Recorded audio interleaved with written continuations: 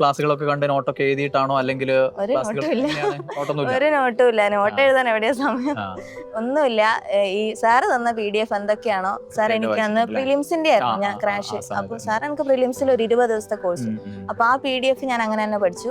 അതിൽ 88 മാർക്ക് അങ്ങ് വന്നു. ഒരുപാട് പ്രശ്നങ്ങൾ വരും. മോക്കിപ്പോ ഒരു അസുഖമായാലും ചിലപ്പോൾ 2-3 ദിവസം പഠിക്കാണ്ടായി പോകും. പനിയെല്ലാം വന്നിട്ട് എനിക്ക് ഓർമ്മയുണ്ട്, 2 ദിവസം ഉറങ്ങാണ്ടായി പോയി. പിന്നെ പകൽ സമയത്ത് മോൾ ഉറങ്ങുമ്പോൾ ഞാൻ പഠിക്കുകയായി, ഉറങ്ങൂല.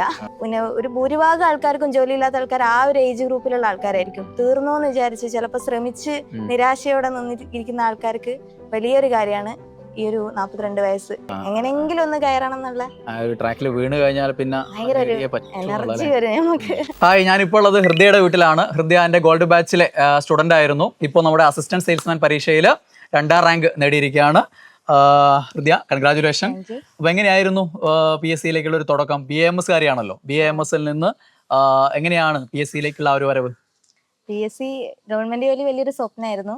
അപ്പോൾ BAMS കഴിഞ്ഞപ്പോൾ പിന്നെ അതില് കുറച്ച് ബുദ്ധിമുട്ടാണ് ഗവൺമെന്റ് സെക്ടറിൽ എത്തിപ്പെടാന്നുള്ളത്. അപ്പൊ ആ ഒരു കൊറോണ കാലത്ത് വേറെ ഒന്നും ചെയ്യാനില്ല, മോള് ചെറുതാണ്. അപ്പൊ അതുകൊണ്ട് ഞാൻ PSC എന്നുള്ളൊരു സെലക്ട് ചെയ്തു. ചെറിയ മോളെ വെച്ചാണ് പഠിച്ചത് അല്ലേ? എത്ര വയസ്സായിരുന്നു നോക്കുന്നത്? അന്ന് 2 വയസ്സ്. 2 വയസ്സുള്ള സമയത്താണ്. സപ്പോർട്ടായിരുന്നോ? സപ്പോർട്ട് കുറുമ്പായിരുന്നു. എല്ലാവർക്കും ആകാംക്ഷയുള്ള ഒരു ചോദ്യമായിരിക്കും, കാരണം വീട്ടമ്മമാരാണല്ലോ കൂടുതലും PSC നോക്കുന്നത്. അപ്പൊ എങ്ങനെയാണ് അത് മാനേജ് ചെയ്ത് എന്നൊക്കെയുള്ള കാര്യങ്ങൾ എന്തെങ്കിലും ടിപ്സ് ഉണ്ടെങ്കിൽ? സാർ തന്നെയാണ് എല്ലാത്തിനും. സാറ് കുറച്ച് ക്ലാസ്സുകളായിരുന്നു. ആദ്യം ഒരു ടെലിഗ്രാം ചാനലിൽ ജോയിൻ ചെയ്തു ഞാൻ. ഒരു ക്രാഷ് കോഴ്സ് ചെയ്തിട്ടുണ്ടായിരുന്നു. അപ്പൊ അതില് PDF ആയിട്ടാ സാറ് ക്ലാസ്സുകളൊക്കെ ഇട്ടിട്ടുണ്ടായിരുന്നെ. അപ്പൊ ഞാൻ മോളിങ്ങനെ മുറ്റത്ത് കൂടെ പോകുമ്പോൾ പുറകെ ഫോൺ വെച്ചിട്ട് വായിച്ച് ആ സമയത്ത് പഠിക്കും. പിന്നെ ഉറങ്ങുന്ന സമയത്ത്, മോൾ ഉറങ്ങുന്ന പകൽ സമയം, രാത്രി, പിന്നെ മോർണിംഗ് സമയം അധികവും മോൾ ഉറങ്ങുന്ന സമയത്ത് പഠിക്കും. അങ്ങനെയായിരുന്നു തുടക്കം. ഹസ്ബൻഡ് യൂട്യൂബില് സാർ പിന്നെ വീഡിയോ UPSC എക്സാമിന് വേണ്ടിട്ട് കണ്ടതാ. അപ്പൊ അതില് സാറ് പറഞ്ഞു തന്ന ഏതൊക്കെയോ ടോപ്പിക്സ് കൃത്യമായിട്ട് എഴുതി വെച്ച് പഠിച്ച് കണ്ണൂർ UPSCയില് ലിസ്റ്റിൽ വന്നിട്ടുണ്ടായിരുന്നു. അപ്പൊ സാറ് ആണ് അങ്ങനെയാണ് സാർ എനിക്ക് ഇൻട്രൊഡ്യൂസ് ചെയ്തു തന്നത്. ഏത് പരീക്ഷയാണ് ശരിക്കും ലക്ഷ്യം വെച്ചത്? എനിക്ക് ഇഷ്ടം വേരിയസ് LDC ആയിരുന്നു. പക്ഷെ ആ സമയത്ത് കൊറോണ സമയത്ത് പ്രിപ്പറേഷൻ മോള് ചെറുതായോണ്ട് പറ്റിയില്ല. അപ്പം പിന്നെ ഉള്ളത് ബീവറേജ് LD ആയിരുന്നു. അപ്പൊ ഞാൻ സാറിന്റെ ഗോൾഡ് ബാച്ചിൽ അന്ന് ജോയിൻ ചെയ്തു. ബീവറേജ് LD എത്രയായിരുന്നു റാങ്ക്? റാങ്ക് 324. അതിനുശേഷമാണ് പിന്നെ റാങ്ക് മേലോട്ട് കയറാൻ തുടങ്ങി. ആ സമയത്ത് പുരോഗതിയാണ് ശരിക്കും. 2ലേക്ക് എത്തി, അടുത്തത് 1ലേക്കാണ് അല്ലേ? VFA 57 ഉണ്ടായിരുന്നു അതേ സമയം. 57. പിന്നെ LD clerk 78. Then assistant salesman അത് 2ാം റാങ്ക്. അതിനിടയിൽ VFAയിൽ ജോയിൻ ചെയ്തു അല്ലേ? അതെങ്ങനെയുണ്ട്? ജോലി എങ്ങനെയുണ്ട്? ജോലി സുഖമാണ്, കുഴപ്പമില്ല. റവന്യൂ ആണല്ലോ ഇപ്പൊ, ഇലക്ഷനൊക്കെ ആയിട്ട് ബന്ധപ്പെട്ട് പരിപാടികളൊക്കെ ഉണ്ടാവും അല്ലേ? അതിനുശേഷം പഠനത്തിന്റെ ഇത് കുറഞ്ഞോ? ജോയിൻ ചെയ്തതിന് ശേഷം ഇപ്പം മോർണിംഗ് ടൈം ആണല്ലോ, നമ്മൾ എപ്പോഴും ഒരു ഡേ ടൈം ആണ് പഠിക്കുന്നത്. അത് ശരിക്കും പിള്ളേർക്കൊന്ന് പറഞ്ഞു കൊടുക്കേണ്ട കാര്യമാണ്. കാരണം പലരും വിചാരിക്കും ഏതെങ്കിലും ഒന്ന് കയറി കഴിഞ്ഞിട്ട് പിന്നെ അവിടെ ഇരുന്ന് പഠിക്കാന്ന് വിചാരിക്കും. അതിന്റെ ഒരു വ്യത്യാസം എന്താണെന്നുള്ള ശരിക്കും മനസ്സിലാക്കാനുണ്ട്. നമ്മൾ എപ്പോഴും പഠിക്കുമ്പോൾ ഡേ ടൈം ആണ് നമുക്ക് ഏറ്റവും കൂടുതൽ ഉള്ളത്. അപ്പോ പിന്നെ ഈ ഏതിലെങ്കിലും ഒന്ന് ജോയിൻ ചെയ്ത് കഴിഞ്ഞ് കഴിഞ്ഞാൽ പിന്നെ നമുക്ക് പഠിക്കാനുള്ള സമയം വളരെ കുറവായിരിക്കും. അതായത് ഈ ഒരു ജോലി ഉണ്ടല്ലോ അപ്പൊ പിന്നെ മറ്റത് പഠിക്കാൻ ഒരു മടി വരുന്ന സമയത്ത് നമ്മൾ ചിന്തിക്കും എന്നാ പിന്നെ ഇത് മതി എന്നുള്ളൊരു ചിന്ത വരും. അതാണ് സാധാരണ. ഈ VFA ആകുമ്പോ എന്താന്ന് വെച്ചാൽ പ്രൊമോഷൻ വളരെ കുറവാണ്. അപ്പം അതിൽ തന്നെ നിന്ന് കഴിഞ്ഞാൽ കുറച്ചു കാലം കഴിഞ്ഞാൽ നമുക്കൊരു പിന്നെ ഇത് വരും, ഇത് തന്നെ ആയി പോയല്ലോ എന്ന്. അപ്പൊ ഞാനിപ്പോ LDയിൽ ഉള്ളത് കൊണ്ട് ആ ധൈര്യത്തിലാണ് മുന്നോട്ട് പോകുന്നത്. LD അഡ്വൈസ് ആവുന്നുള്ളതാണല്ലോ. ഇപ്പം പഠനം ഡിഗ്രി ലെവലിന് വേണ്ടിയിട്ട് മാറ്റിയിട്ടില്ലേ? ഇപ്പം മാറ്റിയിട്ടുണ്ടായിരുന്നു. ഇപ്പം ഇലക്ഷൻ ആയപ്പോ ഒന്ന് ബാക്കൗട്ട് ആയിട്ടുണ്ട്. കരിയർ നോക്കണം. ഈ പറയുന്ന അസിസ്റ്റന്റ് ഗ്രേഡ് ഒക്കെ നന്നായിട്ട് ഉള്ള തസ്തികയാണല്ലോ, അപ്പൊ അത് നോക്കുക. പിന്നെ പിന്നാലെ ഇനി വീണ്ടും അടുത്ത സെക്രട്ടറി അസിസ്റ്റന്റ് വരും. അപ്പൊ എന്തായാലും നിർത്തരുത്, നന്നായിട്ട് മുന്നോട്ട് പോകണം. എന്തൊക്കെയായിരുന്നു ഈ കുട്ടിയെ വെച്ച് പഠിക്കുന്ന സമയത്ത്, എങ്ങനെയൊക്കെയായിരുന്നു പഠനം എന്നുള്ളത്? ഒരു ശരിക്കും ക്ലാസ്സുകളൊക്കെ കണ്ട് നോട്ടൊക്കെ എഴുതിയിട്ടാണോ അല്ലെങ്കിൽ ഒരു നോട്ടുമില്ല, നോട്ട് എഴുതാൻ എവിടെയാ സമയം? ഒന്നുമില്ല. ഈ സാറ് തന്ന PDF എന്തൊക്കെയാണോ, സാർ എനിക്ക് അന്ന് പ്രിലിംസിന്റെ ആയിരുന്നു ഞാൻ ക്രാഷ്. അപ്പൊ സാർ എനിക്ക് പ്രിലിംസിൽ ഒരു 20 ദിവസത്തെ കോഴ്സ്. അപ്പൊ ആ PDF ഞാൻ അങ്ങനെ തന്നെ പഠിച്ചു. അതിൽ 88 മാർക്ക് അങ്ങ് വന്ന് പ്രിലിംസില്. അപ്പൊ പിന്നെ മെയിൻസ് വന്നപ്പോ ഞാൻ സാറെ ഗോൾഡ് ബാച്ചിൽ ജോയിൻ ചെയ്തു. പിന്നെ സാർ ആ ഡേ വെച്ചിട്ടുള്ള അതെനിക്ക് ഭയങ്കര ഇഷ്ടമാണ്. ഒരു ദിവസം ഒരു ടോപ്പിക്ക്, അത് നമുക്കൊരു രാവിലെ എണീച്ച് കഴിഞ്ഞാല് അന്ന് രാത്രി ആകുമ്പോഴത്തേക്ക് ആ ടോപ്പിക്ക് തീർക്കുക എന്നുള്ളത് ഭയങ്കര ഒരു എന്താ പറയാ, നമുക്കത് ഒരു സാറ്റിസ്ഫാക്ഷൻ ആവാം. രാത്രി ആവുമ്പോ അത് തീർന്നു എന്നുള്ളത് അത് ഭയങ്കര ഒരു ഏറ്റവും നല്ലൊരു കാര്യം. PSCയില് എനിക്കൊന്ന് വലിച്ചു വാരി പഠിക്കുന്നതിനേക്കാളും ഒരു കൃത്യമായിട്ടുള്ള ഒരു സ്റ്റഡി പ്ലാൻ സാറിന്റെ ഭയങ്കര കൃത്യമായിട്ട് എങ്ങനെയെങ്കിലും സമയം കണ്ടെത്തും. ഞാന് പിന്നെ ഹസ്ബൻഡും നമ്മുടെ എക്സാമുകൾ ചെയ്യുന്ന മോഡൽ എക്സാമുകൾ, അല്ലാത്ത എൻട്രിയുള്ള മറ്റ് എക്സാമുകൾ, ഇതൊക്കെ ചെയ്യുന്ന സമയത്തെ അവിടെ തന്നെ മികച്ച റാങ്കുകളായിരുന്നു, അല്ലെങ്കിൽ പിന്നീട് കയറി വന്നതാണോ? ഇല്ല, ആദ്യമൊന്നും ഞാൻ അങ്ങനെ, ഒന്നാമത് മോളുണ്ടാവുമ്പോ അതിനനുസരിച്ച് ആവില്ലല്ലോ. അപ്പം പിന്നെ അത് കഴിഞ്ഞ് പിന്നെ കുറച്ചായപ്പം ലാസ്റ്റിലോട്ട് മെയിൻ എക്സാം അടുപ്പിച്ച് അത്യാവശ്യം മോശമില്ലാണ്ട് റാങ്ക് വന്നത്. ഇപ്പം എന്ന് പറഞ്ഞാലേ ഗോൾഡ് ബാച്ചിലൊക്കെ പഠിക്കുന്ന പിള്ളേർ പലരും സംശയം പറയാറുണ്ട്, സാറേ ഇത്ര മാർക്ക് എത്തി, അതിനുശേഷം പിന്നെ അങ്ങോട്ട് മാർക്ക് കയറുന്നില്ല, ഇവിടുത്തെ എക്സാമുകളിൽ പിറകിലായി പോകുന്നു, അല്ലെങ്കിൽ കഴിഞ്ഞ തവണ വരെ നമ്മൾ ആ ഒരു ചിട്ടയോടുകൂടി സ്ഥിരമായിട്ട് മുന്നോട്ട് പോകാന്നുള്ളതാണ് അല്ലെ. കൃത്യമായിട്ട് തളർന്നു പോവാണ്ട് ഒരുപാട് പ്രശ്നങ്ങൾ വരും. മോക്കിപ്പോ ഒരു അസുഖമായാലും ചിലപ്പോ 2-3 ദിവസം പഠിക്കാണ്ടായി പോകും. പനിയെല്ലാം വന്നിട്ട് എനിക്ക് ഓർമ്മയുണ്ട്, 2 ദിവസം ഉറങ്ങാണ്ടായി പോയി. എന്നിട്ട് ഞാന് ഉറങ്ങാനും പറ്റുന്നില്ല. പിന്നെ പകൽ സമയത്ത് മോൾ ഉറങ്ങുമ്പം ഞാൻ പഠിക്കായി ഉറങ്ങൂല. അത്രക്കും ഒരു ഡെഡിക്കേഷൻ വരും ഉള്ളിൽ, എങ്ങനെയെങ്കിലും ഒന്ന് കയറണം എന്നുള്ള ട്രാക്കിൽ വീണ് കഴിഞ്ഞാൽ പിന്നെ ഭയങ്കര ഒരു എനർജി വരും നമുക്ക്. തുടക്കത്തില് എങ്ങനെയായിരുന്നു ഒരു സർക്കാർ ജോലി എന്നുള്ള ഒരു ചിന്ത വരാൻ വീട്ടിലാരും നമ്മൾ പരിചയപ്പെട്ടപ്പോ? അച്ഛൻ BDO ആയിട്ട് റിട്ടയർ ചെയ്താണ്. അപ്പം ചെറുപ്പം തൊട്ട് അച്ഛന്റെ ഒരു അത് തന്നെയാണ് ഒരു വർക്ക്, അത്രയും ഒരു ആൾക്കാർ അത്രയും ബഹുമാനിക്കുന്ന ഒരു പോസ്റ്റ് എന്ന് പറയുമ്പോൾ ഭയങ്കര ഇഷ്ടമായിരുന്നു. പിന്നെ ഞാന് ഞാനും സെയിം ഡിപ്പാർട്ട്മെന്റ് ആയിരുന്നു, പക്ഷെ ഞങ്ങള് എനിക്ക് തോന്നുന്നു പരിചയപ്പെടാൻ പറ്റിയില്ല, വേറെ വേറെ സ്ഥലങ്ങളിലായിരുന്നു. അച്ഛൻ പിന്നെ 2017 റിട്ടയർ ആയി. 2017 റിട്ടയർ ആയില്ലേ. അച്ഛനാണ് മെയിനായിട്ട് ഇതിലേക്ക് വരാൻ കാരണം. പിന്നെ BAMS കഴിഞ്ഞപ്പം പിന്നെ ഞാൻ ഗവൺമെന്റ് സെക്ടർ ആയിരുന്നു ആഗ്രഹിച്ചത്, പക്ഷെ അതിൽ അത്ര 5 വർഷം കൂടുമ്പേ ഇത് വരുള്ളൂ. അപ്പം എനിക്കൊരു ഗവൺമെന്റ് ജോലി, രാവിലെ പോയി വൈകുന്നേരം വരാൻ പറ്റുന്ന ഒരു ജോലി, അതാണ് എന്റെ സ്വപ്നം. അതങ്ങനെയാണ് ഞാൻ ഇതിലേക്ക് ഇറങ്ങിയത്. പിന്നെ ഇനിയിപ്പം ഭർത്താവിനൊന്ന് മോട്ടിവേറ്റ് ചെയ്യണം, അതിനിടയിൽ ഒന്ന് ഡൗൺ ആയല്ലോ അല്ലെ.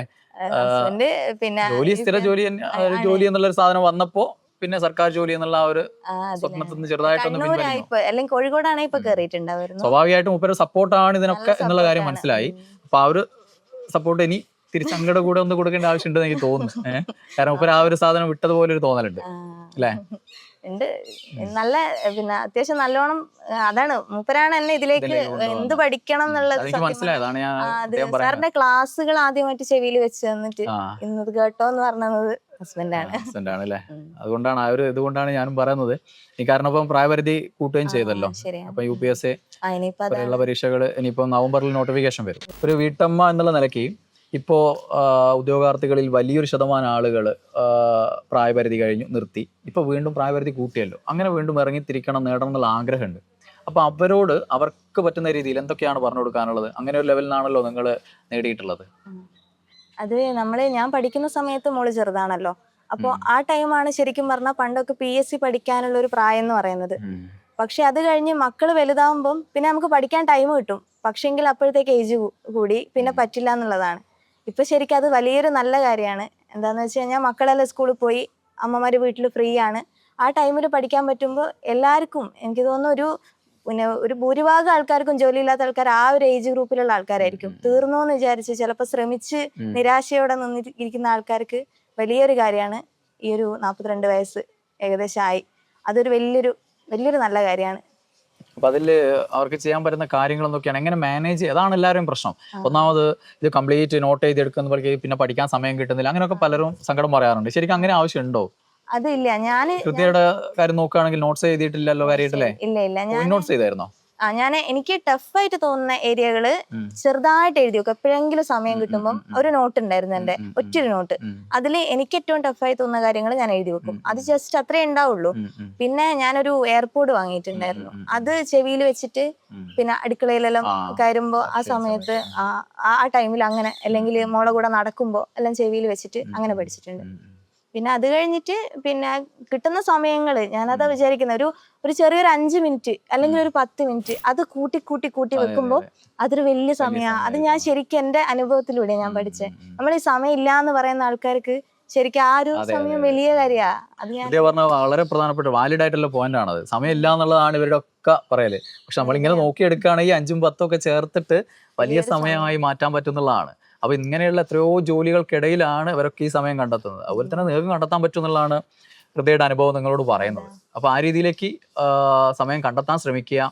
നമ്മൾ വിചാരിച്ചു കഴിഞ്ഞാൽ ഏത് കാര്യത്തിനിടയിൽ, ഇപ്പോൾ ഹൃദയ പറഞ്ഞു ലൈക്ക് വർക്കിനിടയിൽ, കിച്ചണിലൊക്കെ വർക്കിനിടയിൽ വെച്ചിട്ടാണ് കണ്ടിട്ടുള്ളത്. അതേപോലെ എന്തെങ്കിലും ഈ പഠിക്കുന്ന സാധനങ്ങൾ ചിലർ പറയാറുണ്ട് ഈ കിച്ചണിലൊക്കെ ഒട്ടിച്ചു വെക്കുന്ന, അങ്ങനത്തെ പരിപാടി ഉണ്ടോ? അതൊന്നുമില്ല.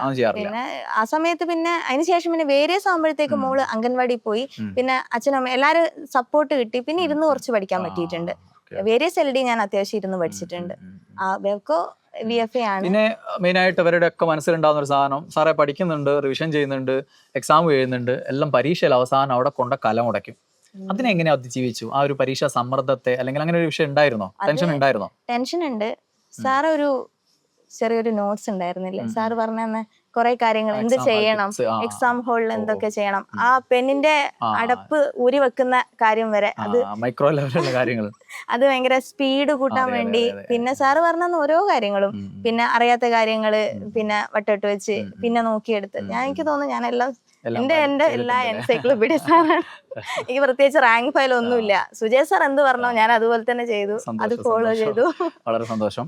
അപ്പോൾ ഞാനിത് പറയുന്നതാണ്, പലരും പക്ഷെ അത് പൂർണ്ണ അർത്ഥത്തിൽ എല്ലാവരും ഉൾക്കൊള്ളാറില്ല. ഈ മൈക്രോ ലെവലുള്ള കാര്യങ്ങളായതുകൊണ്ട് കേൾക്കുമ്പോൾ വിചാരിക്കും ഇതൊക്കെ എന്ത്, പഠിച്ചാൽ പോരെ, റിവിഷൻ ചെയ്താൽ പോരെ, എക്സാം എഴുതിയാൽ പോരെ എന്നുള്ള ചിന്ത മാത്രമാണ്. ഇതൊന്നും നടപ്പിലാക്കിയില്ലെങ്കിലും വിജയിക്കും എന്നുള്ള ചിന്തയാണ്. പക്ഷെ ഇതൊക്കെ ചെയ്യുന്ന ആളുകൾക്കിടയിൽ മത്സരം കൂടി വരുമ്പോൾ നിങ്ങളെ വ്യത്യസ്തരാക്കുന്നതും ഇതേപോലെ ആദ്യ റാങ്കുകാരാക്കി മാറ്റുന്നതും ഇത്തരം മൈക്രോ ലെവലിലുള്ള പല കാര്യങ്ങൾ നടപ്പിലാക്കുമ്പോഴാണ്. അപ്പോൾ അതുകൊണ്ട് അങ്ങനെയുള്ള കാര്യങ്ങളും ശ്രദ്ധിക്കണം. നമ്മൾ പഠിച്ചാൽ മാത്രം പോരാ, പരീക്ഷയെ നല്ല രീതിയിൽ അതിജീവിക്കാൻ വേണ്ടിയുള്ള കാര്യങ്ങളും ചെയ്യണം എന്നുള്ളതാണ് അല്ലേ? അപ്പോൾ ആ രീതിയിലാണ്. അതിന് മുമ്പ് മോഡൽ എക്സാമുകൾ ഇഷ്ടംപോലെ ചെയ്തിട്ടുണ്ടോ? മോഡൽ എക്സാം അതെങ്ങനെയാ ചെയ്യുക? OMR ഷീറ്റ് വെച്ചിട്ടാണോ അല്ലെങ്കിൽ റിയൽ എക്സാമുകൾ അതേപോലെ തന്നെ ചെയ്ത് നോക്കുകയാണോ ചെയ്യുക? അല്ലെങ്കിൽ പിന്നെ ഇത് OMR ഷീറ്റ് വെച്ചിട്ട് പിന്നെ അരുൺ സാർ ആയിരുന്നു എന്റെ മെന്റർ.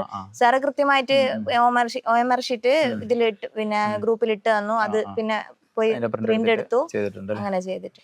അപ്പോൾ ഹൃദയ, എനിക്ക് തോന്നുന്നു PSC ഉദ്യോഗാർത്ഥികൾ, മത്സരിക്കുന്ന ഉദ്യോഗാർത്ഥികളിൽ ഏറ്റവും കൂടുതൽ ആളുകൾ ആഗ്രഹിക്കുന്ന പോസ്റ്റാണ് ഇപ്പോൾ നേടിയിരിക്കുന്നത്.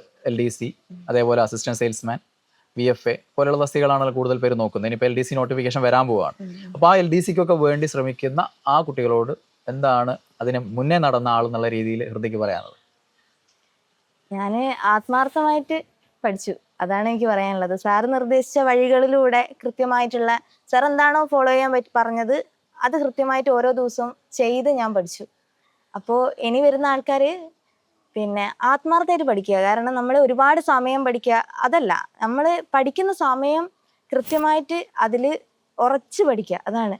അല്ലാണ്ട് വെറുതെ ഒരു പേരിന് ഇരുന്ന് പഠിച്ചിട്ടോ ഒന്നും കാര്യമില്ല. നമുക്കത് വേണമെന്നുള്ള ഒരു ഫുൾ സ്ട്രെങ്തോടു കൂടി പഠിച്ചാൽ കിട്ടും, ഉറപ്പാണ്. ഞാൻ അതാണ് 5 മിനിറ്റ് 10 മിനിറ്റ് കൂട്ടി വെച്ച് പഠിച്ച ആ ഒരു സമയം എന്ന് പറയുന്നത് എൻ്റെ ലൈഫിൽ എനിക്ക് തോന്നുന്നു അത്രയ്ക്കും ഇതുള്ളൊരു കാലമാണ്.